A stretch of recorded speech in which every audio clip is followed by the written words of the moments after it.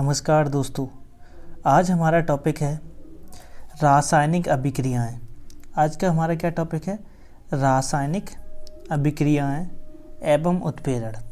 तो आज हम सबसे पहले जानेंगे कि हमारी रासायनिक अभिक्रियाएं क्या होती हैं। तो याद रखना, आज का जो हमारा सबसे पहला पॉइंट है वो है रासायनिक अभिक्रियाओं को जानना कि रासायनिक अभिक्रियाएं होती क्या हैं, कितने प्रकार से होते हैं, इन सभी को। क्लियर है? तो सबसे पहले हम चलते हैं रासायनिक अभिक्रियाओं पर। क्लियर? तो सबसे पहले हम जानेंगे कि रासायनिक अभिक्रियाएं होती क्या हैं। क्या रासायनिक अभिक्रियाएं क्या होती हैं, तो समझेंगे। क्या समझना है? वह प्रक्रम जिसके द्वारा एक या एक से अधिक पदार्थ किसी नए पदार्थ में परिवर्तित हो जाते हैं। वह प्रक्रम जिसमें एक या एक से अधिक पदार्थ किसी नए पदार्थ में परिवर्तित हो जाते हैं, रासायनिक अभिक्रिया कहलाती है। क्लियर है? क्या है? वह प्रक्रम जिसमें एक या एक से अधिक पदार्थ किसी नए पदार्थ में क्या हो जाते हैं? परिवर्तित। कहने का मतलब जैसे ए और बी आपस में क्रिया करें और सी बना लें। क्लियर है? तो क्या हो गया? ये दोनों एक या एक से अधिक पदार्थ आपस में क्रिया करते हैं और नया पदार्थ बना लेते हैं। ठीक है?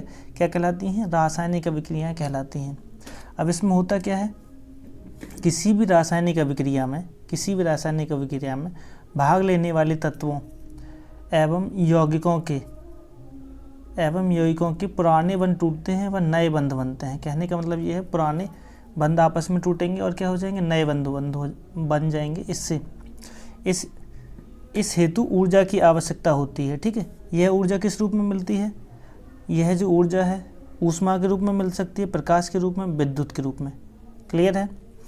कहने का मतलब ये है कि किसी भी अभिक्रिया में जब ये अभिकारक आपस में क्रिया करके उत्पाद बनाते हैं तो ये आपस में पुराने बंधों को तोड़ेंगे और क्या करेंगे? नए बंध बना लेंगे। इसके लिए क्या होगा? इसके लिए ऊर्जा की आवश्यकता होगी। ठीक है? अब इस आधार पर हम जानेंगे कि रासायनिक अभिक्रियाएं कितने प्रकार की होती हैं। इस आधार पर रासायनिक अभिक्रियाओं के प्रकार, तो यहाँ लिखा है रासायनिक अभिक्रियाएं विभिन्न प्रकार की होती हैं, जैसे योगात्मक अभिक्रियाएं, प्रतिस्थापन अभिक्रियाएं, वियोजन अभिक्रियाएं, अपघटन अभिक्रिया, ऊष्माशोषी अभिक्रिया, ऊष्माक्षेपी अभिक्रिया। याद रखना, सबसे ज़रूरी बात यह है कि यहाँ तक तुम्हें रासायनिक अभिक्रियाएं तो उम्मीद करते हैं कि तुम लोग जानते ही हो पहले से ही। अब तुम्हें ये सीखना है कि अभिक्रियाओं के प्रकार बहुत महत्वपूर्ण टॉपिक है। ठीक है? तो सबसे पहले हम जानेंगे इसमें पहला प्रकार क्या है? योगात्मक अभिक्रियाएं। क्या है? Addition reactions. देखो, नाम से क्लियर है, योग हो रहा हो। क्या हो रहा हो? योग का मतलब जुड़ रहे हो। देखो, इसमें दो या दो से अधिक पदार्थ संयोग करके नया पदार्थ बनाते हैं। क्या होता है? दो या दो से अधिक पदार्थ आपस में संयोग कर रहे हैं, जैसे C+O2 एरो CO2 आपस। देखो, कार्बन और ऑक्सीजन दोनों के दोनों क्या हो गए? आपस में जुड़ गए मतलब योग हो गया। योग मतलब योगात्मक अभिक्रिया। क्लियर हुआ? ऐसी अभिक्रिया जिसमें दो या दो से अधिक पदार्थ संयोग करके नया पदार्थ बनाते हैं क्या कहलाती है? योगात्मक अभिक्रिया कहलाती है। क्लियर हो गया? चलते हैं दूसरी रिएक्शन पर। क्या है? प्रतिस्थापन अभिक्रियाएं। इसमें क्या होता है? इसमें किसी यौगिक के अणु एक परमाणु अथवा मूलक का स्थान कोई दूसरा परमाणु अथवा मूलक ले लेता है। प्रतिस्थापन का मतलब तुम ऐसे समझो कि एक पदार्थ को कोई दूसरा पदार्थ क्या करता है? उसके स्थान से हटा देता है। देखो, ध्यान से समझो इसको। Fe क्या कर रहा है इसमें? पहली रिएक्शन में CuSO4 प्लस Fe क्या कर रहा है? Cu को हटा रहा है। किसको हटा रहा है? इस Cu को हटा रहा है। देखो, Fe क्या हो गया? Cu की जगह आ गया। क्या बन गया? FeSO4 प्लस Cu या Cu प्लस FeSO4। तो कहने का मतलब है जिसमें किसी एक अणु या परमाणु के द्वारा कोई दूसरा परमाणु हटा दिया जाए, उसके स्थान पर कोई दूसरा परमाणु आ जाए। ठीक है? वहाँ से नहीं समझ में आ रहा, यहाँ से समझो। देखो, जैसे होता है CH4, इसको समझना। ये लिखा है ना CH4 plus Cl2 arrow CH3Cl plus HCl। इसको समझो, कितने एक कार्बन से कितने H जुड़े हैं? 4। ठीक है? बहुत ध्यान से समझना, कितने H जुड़े हैं? 4। और इससे कौन क्रिया करेगा? क्लोरीन। कौन क्रिया करेगा? क्लोरीन। तो देखो होता क्या, ये क्लोरीन इस H को हटाएगा। ठीक है? ये क्लोरीन इस H को हटा देगा। जब H को हटा देगा तो ये H चली जाएगी इसके साथ, तो क्या बन गया? HCl। ठीक है? क्या निकल जाएगा? HCl। और इस H की जगह ये दूसरा वाला क्लोरीन जुड़ जाएगा या पहला वाला, समझो। क्लियर है? ऐसे समझो कि यहाँ से क्या हुआ, एक Cl ने एक H को हटाया और वो जो हटा हुआ H है वो इस H के साथ चला जाएगा, क्या निकल जाएगा HCl, और उस H की जगह जुड़ जाएगा Cl। प्रतिस्थापन मतलब एक अणु दूसरे परमाणु को या एक परमाणु दूसरे परमाणु को हटा दे, उसके स्थान को हटा दे। क्लियर है, समझ गए ना। देखो यहाँ से समझ सकते हैं एकदम साफ तरीके से कि Fe ने क्या कर दिया, Cu को हटाया तो Cu निकल गया बाहर और Fe चला गया SO4 के साथ। ठीक है, चलो आगे समझते हैं। याद रखना, देखते ही ये चीज़ें क्लियर हो जानी चाहिए, दोनों आपस में जुड़ जाएं तो योगात्मक अभिक्रिया। एक अणु दूसरे को हटा दे, प्रतिस्थापन अभिक्रिया। क्लियर है। एक आता है अपघटन अभिक्रिया। क्या है, अपघटन अभिक्रिया। तो अपघटन अभिक्रिया क्या होती है, इसको समझेंगे, ध्यान से समझना, इम्पोर्टेंट है। क्या है, काफ़ी इम्पोर्टेंट है, हम अक्सर यहीं पे गलतियां करते हैं। ठीक है ना, समझेंगे। जब एक बड़ा यौगिक दो या दो से अधिक छोटे यौगिकों में टूट जाए या अपने अवयवों में टूट जाए तो क्रिया अपघटन कहलाती है। बड़ा यौगिक दो यौगिकों में टूट जाए, तीन में टूट जाए, ज़्यादा में टूट जाए, टूटना ही क्या कहलाता है, अपघटन। आगे समझेंगे। यह क्रिया गर्म करने पर होती है। कब होती है, गर्म करने पर होती है, तो इस अभिक्रिया को कहते हैं ऊष्मीय अपघटन।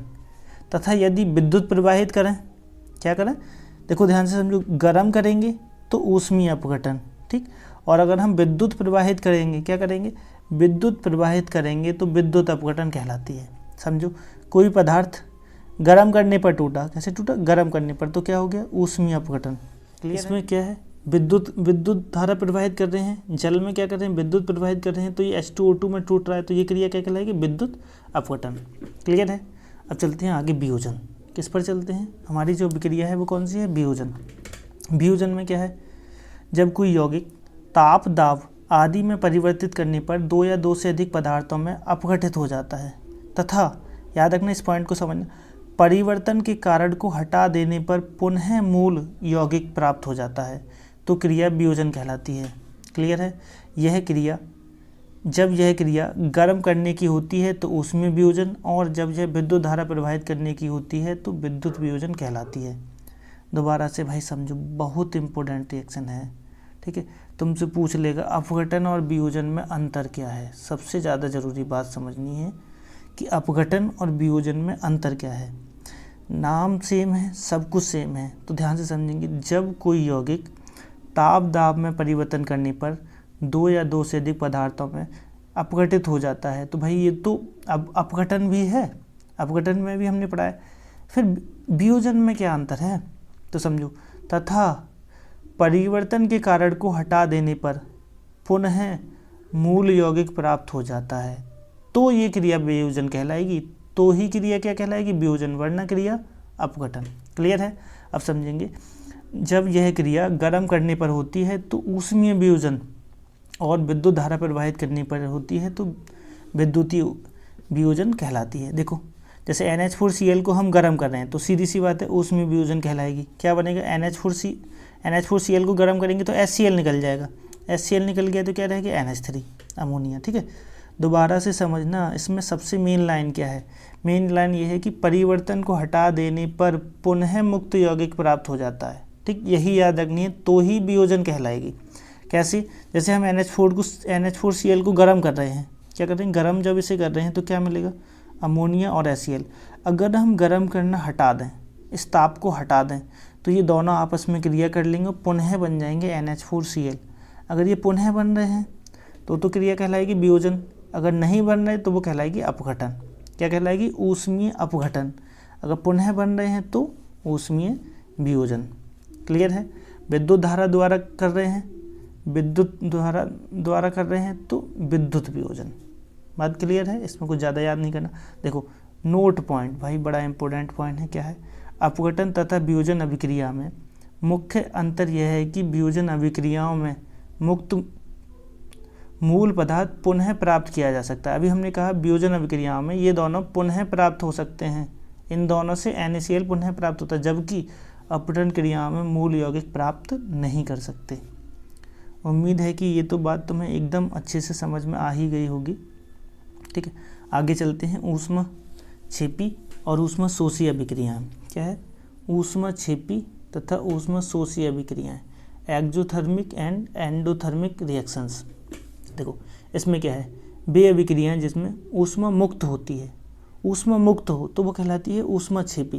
जैसे कार्बन ऑक्सीजन की उपस्थिति में हम इसका दहन करते हैं तो कार्बन डाइऑक्साइड गैस निकलती है और हमें ऊष्मा मिलती है।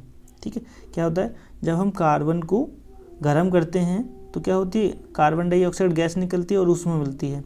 जो ऊष्मा दे, ऐसी अभिक्रिया जो हमें ऊष्मा देती है, ऊष्मा मुक्त करती है, वो कहलाती है ऊष्माक्षेपी अभिक्रिया। क्लियर है। आगे कह रहा है यदि ऊष्मा की मात्रा ज्ञात हो तो समीकरण में वह मात्रा भी लिख दी जाती है। जैसे हमें पता है कि ऊष्मा कितनी है, यहाँ लिखा है 94,300 कैलोरी है। ठीक है, तो ये हम ऊष्मा लिख देंगे। अगर नहीं मालूम है तो सिर्फ हम ऊष्मा लिख देंगे। बात क्लियर होगी। चलते हैं आगे। आगे कह रहा है वे अभिक्रियाएं जिनमें ऊष्मा का अवशोषण होता है, वे अभिक्रियाएं जिनमें ऊष्मा का अवशोषण होता है ऊष्माक्षेपी अभिक्रियाएं कहलाती हैं। कहने का मतलब ये है कि जिस अभिक्रिया में ऊर्जा हमें देनी पड़े वो कहलाती है ऊष्माशोषी अभिक्रिया। ठीक है, जिनमें ऊष्मा का क्या होता है, अवशोषण होता है। जैसे N2O2 आपस में क्रिया करने के लिए क्या करते हैं, ऊष्मा को लेते हैं, तभी क्या बनता है 2NO। ठीक है ना, हम लोग भी करते हैं कि जैसे हमें कोई चीज़ घोलनी होती है तो हम ऊष्मा देके उसे तेज़ी से घोलते हैं ना। चलो, और भी बहुत सारी हैं। इसके बाद आती हैं इसका अगला प्रकार मंद तथा तीव्र अभिक्रियाएं। मंद तथा तीव्र अभिक्रियाएं तो बहुत आसान सा टॉपिक है, इसमें कुछ ज़्यादा मेहनत करने की ज़रूरत है नहीं। क्या समझना है, कुछ अभिक्रियाएं बहुत ही मंद या धीमी गति से होती हैं तथा कभी कभी उनके पूरा होने में कुछ दिन कुछ वर्ष भी लग जाते हैं। ऐसी अभिक्रियाएं मंद अभिक्रियाएं कहलाती हैं। जैसे लोहे पर जंग लगना, सब लोग जानते हैं। जैसे हमारे घर में लोहा होता है, लोहे का दरवाज़ा, उस पर जंग लग जाती है। लेकिन अगर हम आप लोगों से कहें कि भाई बता सकते हो जंग कब लगी थी, तो भाई हमें भी नहीं पता चल पाता। उसकी क्रिया कैसी होती है, बहुत मंद होती है। तो वह अभिक्रियाएं जो बहुत ही मंद गति से होती हैं और इतनी मंद होती हैं कि दिन के या वर्ष भी लग सकते हैं, तो वो अभिक्रियाएं कहलाती हैं मंद अभिक्रियाएं। क्लियर है। हमें नहीं लगता कि इसमें तुम्हें ऐसा कोई टॉपिक बचा होगा जो तुम्हें समझ में नहीं आ रहा हो। फिर भी अगर कोई प्रॉब्लम हो हमें कमेंट करके बताओ, समझ में आ रहा है तो भी हमें कमेंट करके बताओ। ठीक है, आगे चलते हैं। इसके विपरीत कुछ ऐसी अभिक्रियाएं इतनी तीव्र होती हैं कि उनका पूरे होने में केवल कुछ सेकंड ही लगते हैं। ये अभिक्रियाएं तीव्र अभिक्रियाएं कहलाती हैं। याद रखना, ऐसी अभिक्रिया जो बहुत तेज़ गति से होती है वो अभिक्रियाएं कहलाती हैं तीव्र अभिक्रियाएं। इस प्रकार की अभिक्रियाएं सामान्य आयनों के मध्य होती हैं। दोबारा से समझेंगे। ऐसी अभिक्रिया जो क्या हो, बहुत तीव्रता से पूरी होती हैं, पूरा होने में कुछ सेकंड ही लगते हैं, क्या कहलाती हैं, तीव्र अभिक्रियाएं कहलाती हैं। इस प्रकार की अभिक्रियाएं सामान्यतः आयनों के मध्य होती हैं। किसके मध्य होती हैं, आयनों के मध्य। जैसे NaCl है, आयन है, Na पर प्लस होता है, Cl पर माइनस होता है, AgNO3 है, Ag पर प्लस, NO पर माइनस। तो आयनों के मध्य होती हैं। किसके मध्य होती हैं, आयनों के मध्य। जैसे ये कह रहा है सोडियम क्लोराइड के विलयन में सिल्वर नाइट्रेट NaCl में AgNO3 मिलाने पर क्या बनेगा, AgCl और NaNO3। अच्छा, किसी को केमिस्ट्री बिल्कुल नहीं आती हो तो वो भी हमें कमेंट करके बताए, तो फिर हम उनको ये रिएक्शंस को जोड़ना घटाना भी सिखा देंगे। ठीक है ना। चलो, तो यहाँ तो हम उम्मीद कर रहे हैं कि तुम्हें आना चाहिए कि क्या है, यहाँ तो AgCl निकल गया तो ये AgCl बन गया, बचा क्या Na और NO3, तो NaNO3 बन गया है। ठीक है, चलो आगे बात आती है। क्रिया का नाम है उत्क्रमणीय तथा अनुत्क्रमणीय अभिक्रियाएं। क्या नाम है, उत्क्रमणीय तथा अनुत्क्रमणीय अभिक्रियाएं। क्या है, वे अभिक्रियाएं जो समान परिस्थितियों में आगे की ओर मतलब उत्पाद की ओर तथा पश्चिम दिशा में मतलब अभिकारक की ओर हो सकती हैं, उत्क्रमणीय अभिक्रियाएं कहलाती हैं। कहने का मतलब ये है कि समान परिस्थितियां अभिक्रिया आगे की तरफ भी बढ़ सकती है और पीछे की तरफ भी। कहने का मतलब ये है अभिकारक से उत्पाद भी मिल सकता है और उत्पाद से अभिकारक भी प्राप्त हो सके, तो ऐसी अभिक्रिया को हम कहते हैं क्या, उत्क्रमणीय अभिक्रिया। क्लियर है। साथ के साथ एक बात और समझनी, जैसे H2 + I2 ये आपस में क्रिया करके HI देते हैं और HI जो है इन दोनों को देता है, H2 + I2 को। तो हम इसे दिखाते कैसे हैं तो समझेंगे। इन्हें प्रदर्शित करने के लिए उत्क्रमणीयता के चिन्ह द्वारा का प्रयोग किया जाता है। ये रिवर्सेबल एरो होता है, इसका हम प्रयोग करते हैं। ठीक है ना। दोबारा से समझेंगे। इसमें है क्या, जैसे PCl5 क्या है, ये टूटेगा, PCl3 दे देगा और क्लोरीन दे देगा। ये क्लोरीन जब इससे जुड़ेगी तो समझो PCl के 5, तो ये दोबारा बन जाएगा। तो यही है ऐसी अभिक्रिया जो, ऐसे समझ सकते हैं मोटे तौर पे कि ऐसी अभिक्रिया जो आगे और पीछे दोनों तरफ समान गति से कभी भी हो सकती हो, ठीक है ना। उस अभिक्रिया को हम क्या कहते हैं, उत्क्रमणीय अभिक्रिया कहते हैं। क्लियर है। अगले पॉइंट पर चलते हैं। किस पर चलते हैं, अगले पॉइंट पर। अच्छा, अगला पॉइंट क्या है, इसमें अभी हमारा रह गया अनुत्क्रमणीय अभिक्रिया। क्या रह गया, अनुत्क्रमणीय अभिक्रिया। तो अनुत्क्रमणीय अभिक्रिया क्या होती हैं, तो इसमें यह है कि वे अभिक्रियाएं जो केवल अग्र दिशा में, अग्र दिशा मतलब उत्पादों की ओर, किधर, उत्पादों की ओर होती हैं, अनुत्क्रमणीय अभिक्रियाएं होती हैं। ऐसे समझो जैसे हम आगे की तरफ बढ़ रहे हैं, अगर आगे बढ़ रहे हैं साथ के साथ हम पीछे भी जा सकें तो कहलाएंगे उत्क्रमणीय। और ऐसी अभिक्रिया जिसमें आगे की तरफ बढ़ने के बाद पीछे का ऑप्शन ना हो, कहने का मतलब है वे अभिक्रियाएं जो केवल अग्र, आगे की ओर, आगे की दिशा में होती हैं, अनुत्क्रमणीय अभिक्रियाएं कहलाती हैं, बैक में नहीं आ सकती ये। क्लियर है। कहने का मतलब ये है कि देखो क्या निकल गया, ये है BaCl2 प्लस Na2SO4, क्या बनेगा, Na2NaCl, तो 2NaCl निकल जाएगा, बचा क्या, BaSO4 बन गया। दोबारा से समझो, ठीक है। NaCl निकल गए, Na के 2, Cl के 2, तो 2NaCl, ठीक है। Ba का 1, SO4, तो BaSO4, ठीक। अब तुम्हें समझना है कि ये दोनों आपस में क्रिया करके दोबारा से इन दोनों को नहीं बना सकते। तो अभिक्रिया जो बैक में नहीं जाती, अभिकारक की ओर नहीं जाती, अनुत्क्रमणीय अभिक्रिया कहलाती है। क्लियर है। अब बात आती है सबसे इम्पोर्टेंट पॉइंट की, ऑक्सीकरण तथा अपचयन अभिक्रिया। क्या है, ऑक्सीकरण तथा अपचयन अभिक्रिया। वे अभिक्रियाएं जिनमें ऑक्सीजन अथवा किसी अधातु या ऋणात्मक मूलक का संयोग होता है अथवा हाइड्रोजन या किसी धातु का ह्रास होता है, ऑक्सीकरण या उपचयन अभिक्रियाएं कहलाती हैं। भाई ऐसे याद मत करना, ये बहुत मुश्किल हो जाएगा तुम्हारे लिए। तुम्हें क्या याद करना है, तुम्हें बस इतना याद रखना है कि ऑक्सीकरण अभिक्रिया है। कौन सी अभिक्रिया, ऑक्सीकरण अभिक्रिया, ऑक्सीजन का तो ग्रहण हो, ऑक्सीजन क्या हो, ग्रहण हो, ठीक है, और हाइड्रोजन का त्याग हो, हाइड्रोजन का क्या हो, त्याग, और इलेक्ट्रॉन का त्याग हो, इलेक्ट्रॉन का क्या हो, त्याग हो, ठीक है। बस इतना ही तुम्हें याद रखना है। देखो Mg, पहली रिएक्शन Mg प्लस O2, तो ऑक्सीजन का क्या हो गया, संयोग, संयोग मतलब ग्रहण कर ली उसने, तो ये क्रिया क्या कहलाएगी, ऑक्सीकरण। देखो यहाँ समझो H और Cl, तो यहाँ HCl था, HCl H2 बाहर निकल गया, हाइड्रोजन क्या कर दी, त्याग दी, तो क्या कहलाएगी ये क्रिया, ऑक्सीकरण। समझ गए, समझ गए, नहीं समझे, इसको कहीं नोट कर लो, अभी स्क्रीनशॉट ले लो इसका। क्या हो, ऐसी अभिक्रिया जिसमें ऑक्सीजन ग्रहण होती है, ऑक्सीकरण कहलाती है। ऐसी अभिक्रिया जिसमें हाइड्रोजन त्यागी जाती है, ऑक्सीकरण कहलाती है। ऐसी अभिक्रिया जिसमें इलेक्ट्रॉन त्यागा जाता है, ऑक्सीकरण कहलाती है। ठीक है, इससे ज़्यादा इस परिभाषा को नहीं याद करना, किताब की परिभाषा थोड़ी सी कठिन है, ठीक है ना। जो हम कह रहे हैं उतना ही करते रहना। बात क्लियर हो गई। चलते हैं आगे। आगे किस पर चलते हैं, अपचयन अभिक्रिया पर। कहाँ चलते हैं, अपचयन अभिक्रिया पर। याद रखना ये पुरानी परिभाषाएं हैं थोड़ी सी। अपचयन अभिक्रिया क्या है, अपचयन अभिक्रिया उपचयन अभिक्रियाओं के ठीक विपरीत। याद रखना उपचयन को ऑक्सीकरण भी कहते हैं, उपचयन को क्या कहते हैं, ऑक्सीकरण। तो अपचयन अभिक्रिया उपचयन अभिक्रिया के ठीक विपरीत होती हैं। विपरीत कैसे होंगी, वहाँ क्या हो रहा था, हाइड्रोजन ग्रहण, हाइड्रोजन क्या, सॉरी, वहाँ हाइड्रोजन का त्याग हो रहा था, तो यहाँ हाइड्रोजन का क्या होगा, ग्रहण होगी। ठीक है, वहाँ ऑक्सीजन ग्रहण हो रही थी, ऑक्सीजन क्या हो रही थी, ग्रहण, तो यहाँ ऑक्सीजन क्या होगी, त्याग। और वहाँ इलेक्ट्रॉन क्या हो रहा था, त्याग हो रहा, तो यहाँ इलेक्ट्रॉन क्या होगा, ग्रहण होगा। हम तुम्हें बाद में भी इसे पढ़ा देंगे आधुनिक परिभाषा के अनुसार, लेकिन अभी तुम इसको याद रखो। क्या है, जिसमें हाइड्रोजन का संयोग हो, यही हो गया, हाइड्रोजन ग्रहण हो तथा ऑक्सीजन का क्या हो, ह्रास हो, निकल जाए, क्या कहलाएगी। देखो ऑक्सीजन का क्या हो, त्याग हो, क्या कहलाएगा, अपचयन अभिक्रिया। देखो PbO में ऑक्सीजन है, जब हम आगे बढ़ेंगे तो हमें पता चलेगा Pb रह गया, मतलब C ने O को निकाल लिया। ठीक है, तो कहीं ना कहीं PbO में से क्या निकल गया, O, तो ऑक्सीजन का क्या हो, त्याग हो, तो क्रिया क्या कहलाएगी, अपचयन। देखो ऑक्सीजन का ह्रास हो तो क्रिया क्या कहलाएगी, अपचयन। बात क्लियर है। अब चलते हैं थोड़ा सा आगे। हमें पता है कि वीडियो थोड़ी सी बड़ी होती जा रही है, लेकिन फिर भी तुम लोग क्या करेंगे, थोड़ा सा ध्यान लगा के यहाँ पढ़ेंगे तो थोड़ा सा तुम लोगों के लिए बहुत फ़ायदेमंद हो जाएगा। समझो, ऑक्सीकरण यहाँ दे रखा है, ऑक्सीकरण तथा अपचयन की आधुनिक परिभाषाएं। कौन सी परिभाषा जानेंगे? आधुनिक। आधुनिक में क्या है? ऑक्सीकरण अंक पर आधारित है, अंक पर नहीं, ऑक्सीकरण संख्या पर आधारित है। किस पर आधारित है?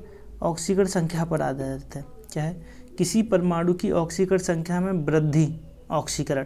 देखो, ऑक्सीकरण संख्या में वृद्धि मतलब देखो Na को देखो 0 है, Na प्लस हो गया तो क्रिया ऑक्सीकरण, तथा ऑक्सीकरण संख्या में कमी, यहाँ +3 है, +2 रह गया तो क्या कहलाएगा?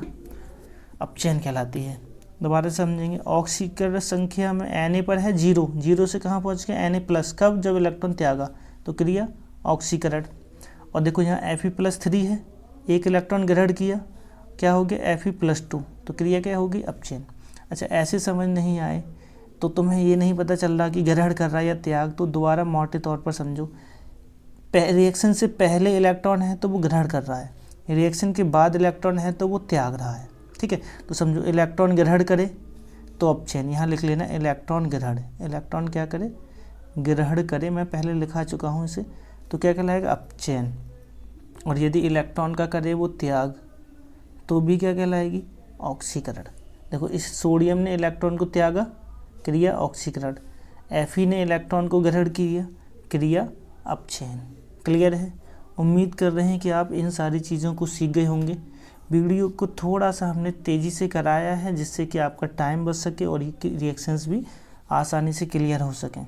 उम्मीद करते हैं कि ये सारी चीज़ें आप समझ गए होंगे। मिलते हैं फिर हम आपसे इसी के जस्ट सेकंड पार्ट पर। ठीक है, किस पर? उत्प्रेरण पर। क्लियर है? तब तक के लिए जय हिंद।